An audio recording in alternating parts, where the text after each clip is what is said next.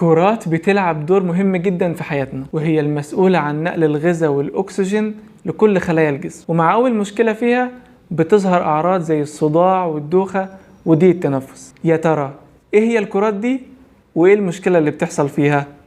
أنا أحمد شعبان، ودي حلقة جديدة من الصيدلية.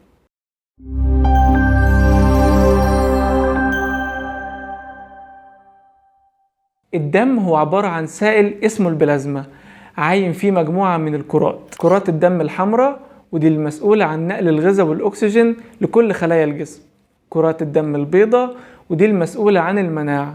ثالث حاجة هي الصفائح الدموية، ودي المسؤولة عن التجلط ومنع النزيف. وفي كلامنا النهاردة عن الأنيميا هنتكلم بس عن كرات الدم الحمراء. كرات الدم الحمراء بيتم تصنيعها في نخاع العظم، والحقيقة أن نخاع العظم هو عبارة عن مصنع كبير بيقدر يصنع حوالي 2 مليون كرة دم في الثانية الواحدة. وزي أي مصنع، عشان يطلع منتج بجودة كويسة محتاج حاجتين: مواد خام كويسة وطريقة تصنيع يمشي عليها العمال عشان يطلعوا منتج كويس. فبرضه مصنع نخاع العظم عشان يطلع منتج بجودة كويسة محتاج حاجتين. الأولى هي مواد خام عبارة عن فيتامينات زي فيتامين B12 وفوليك أسيد وشوية معادن زي الحديد. والحاجة التانية هي طريقة التصنيع اللي بتكون متشالة على الجينات، واللي من غيرها عمال المصنع مش هيقدروا يطلعوا كرات دم حمراء بشكل كويس تقدر تأدي وظيفتها بشكل ممتاز في الجسم. نتكلم الأول عن مشاكل المواد الخام. المشكلة الأولى بتحصل لما بيحصل نقص في الحديد، واللي من غيره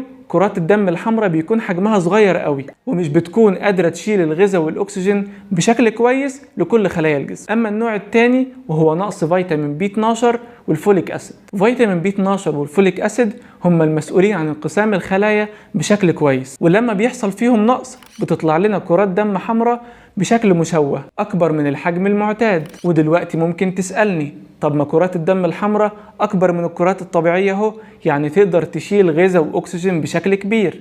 لكن في الحقيقة ده ما بيحصلش. اللي بيحصل إن الكرات دي بتكون مشوهة، هي أيوة كبيرة في الحجم لكنها ما بتقدرش تشيل الغذاء والأكسجين بشكل كويس، وبالتالي بيحصل برضو أنيميا. أما عن مشاكل طريقة التصنيع فمهم جدا نعرف إن طريقة التصنيع بتكون متشالة على الجينات بتاعتنا. فلو كانت الجينات دي مش سليمة أو شايلة عليها طريقة غلط لتصنيع كرات الدم الحمراء هيطلع لنا شكل مشوه من كرات الدم، وبالتالي برضو مش هتقدر تشيل الغذاء والأكسجين لخلايا الجسم، فهتحصل الأنيميا. ولازم برضو نكون عارفين إن طالما قلنا إن دي مشكلة في الجينات ده معناه إن دي مشاكل وراثية، يعني ممكن تتنقل للأجيال اللي جاية أو أنت أصلا تاخدها من الجيل اللي فات. وهنا يظهر لنا أول نوع من أنواع الأنيميا الوراثية، وهو أنيميا الخلايا المنجلية. كرات الدم الحمراء الطبيعية بيكون شكلها دائري ومبطط، وفي الأنيميا دي كرات الدم الحمراء بيكون شكلها شبه المنجل، والشكل ده ما يقدرش يشيل الغذاء والأكسجين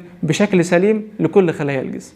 أما النوع الثاني وهو الأنيميا التكسيرية. في الطبيعي كرات الدم الحمراء بتقدر تعيش حوالي 120 يوم، ولكن في النوع ده من الأنيميا كرات الدم الحمراء مش بتعيش أكتر من 10 ل 20 يوم، والمعدل ده من التكسير بيكون كبير جدا على نخاع العظم إنه يقدر يعوضه. فهنا بتحصل المشكلة، وده بياخدنا على ثالث نوع من أنواع الأنيميا وهو أنيميا الفول. ودي بيكون فيها نفس مشكلة التكسير السريع ولكن بمؤثرات خارجية زي أنواع معينة من الأكل زي الفول والبقوليات، أو أنواع معينة من الأدوية زي الأدوية اللي فيها صلفة. وده بيكون بسبب مشكلة في الجين المسؤول عن إنتاج إنزيم اسمه G6PD، وعدم وجود الإنزيم ده في الجسم بيعمل مشكلة لما الجسم يجي يتعامل مع الفول والبقوليات، وبينتج عنهم مواد بتساعد في زيادة تكسير كرات الدم الحمراء في الجسم، فبنوصل برضو لنفس النتيجة وتحصل الأنيميا. أما النوع الرابع وهو أنيميا البحر المتوسط، والأنيميا دي بتكون بسبب خلل في جين المسؤول عن شكل الهيموجلوبين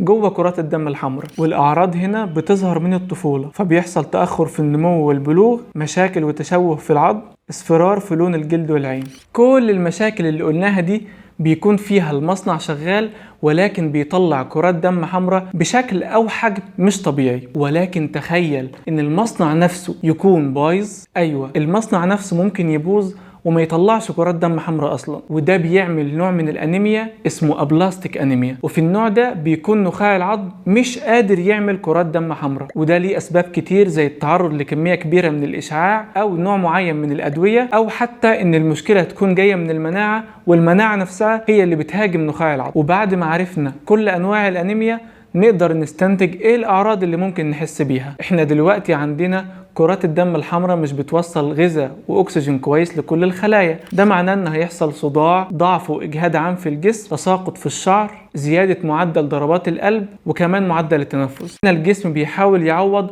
نقص الاكسجين اللي مش واصل للخلايا، فبيزود معدل التنفس. طيب ازاي تعرف ان عندك انيميا؟ ده بيكون عن طريق مجموعة من التحاليل، واشهرهم هو تحليل صورة الدم الكاملة او CBC، وبنقدر نشوف منه ايه شكل وحجم الخلايا، وكمان نسبة الهيموجلوبين اللي موجودة في الجسم. اما العلاج فلو في نقص في المواد الخام زي فيتامين B12 او فوليك اسيد او الحديد بنبدأ ناخدهم. اما لو السبب جيني زي انيميا الخلايا المنجلية او الانيميا التكسيرية بيكون عندنا طرق تانية للعلاج زي نقل الدم او تغييره. وهنا احنا مش بنعالج قوي، احنا بس بنحاول ندي للجسم كرات دم حمراء شكلها سليم تقدر تأدي وظيفتها بشكل كويس. وفي الأنيميا الوراثية بالذات يجي دور الوقاية، وزي ما اتفقنا طالما هي أمراض جينية يبقى هي برضو أمراض وراثية، يعني ممكن نعمل تحاليل ما قبل الزواج ونعرف منها هل في فرصة لظهور الأمراض دي في الأبناء ولا لا. وخلي بالك